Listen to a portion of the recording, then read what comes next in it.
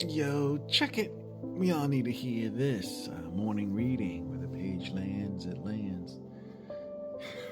And I've been on a journey this morning. Listen, Brother John, being the last of the standing disciples, gives us his writings and his warnings of what he went through in his day, what he saw.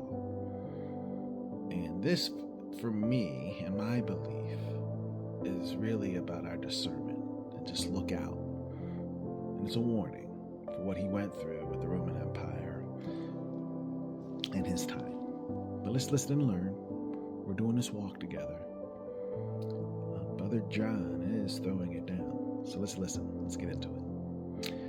And I saw a beast coming out of the sea. He had 10 horns, 7 heads, and 10 crowns on his horns, and each head a blasphemous name. The beast I saw resembled a leopard, but had feet like those of a bear, and a mouth like that of a lion. The dragon gave the beast his power and his throne and great authority. One of the heads of the beast seemed to have had a fatal wound, and that fatal wound had been healed. The whole world was astonished and followed the beast. Men worshipped the dragon because he had given authority to the beast, and they also worshipped the beast and asked, "Who is like the beast? Who can make war against him?" The beast was given a mouth to utter proud words and blasphemies, and to exercise his authority for 42 months. He opened his mouth to blaspheme God and to slander his name and the dwelling place and those who live in heaven. He was given power to make war against the saints and to conquer them. And he was given authority over every tribe, people, language, and nation.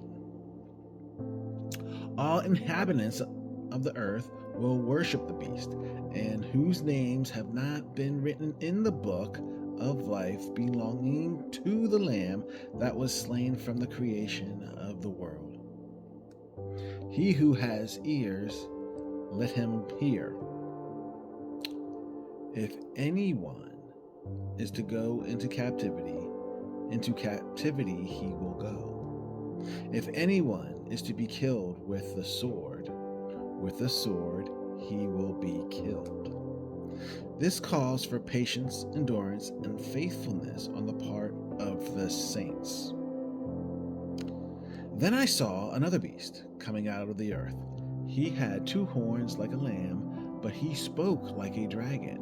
He exercised all authority of the first beast on his behalf, and made the earth and its inhabitants worship the first beast, whose fatal wound has been healed. And he performed great and miraculous signs, even causing fire to come down from the heaven to earth in full view of men. Because of the signs he was given power to do on behalf of the first beast, he deceived the inhabitants of the earth. He ordered them to set up an image in honor of the beast, who was wounded by the sword and yet lived.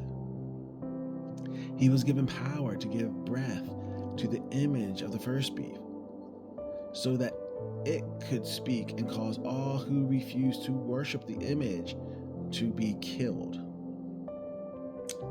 He also forced everyone, small and great, rich and poor, free and slave, to receive a mark on his right hand or on his forehead,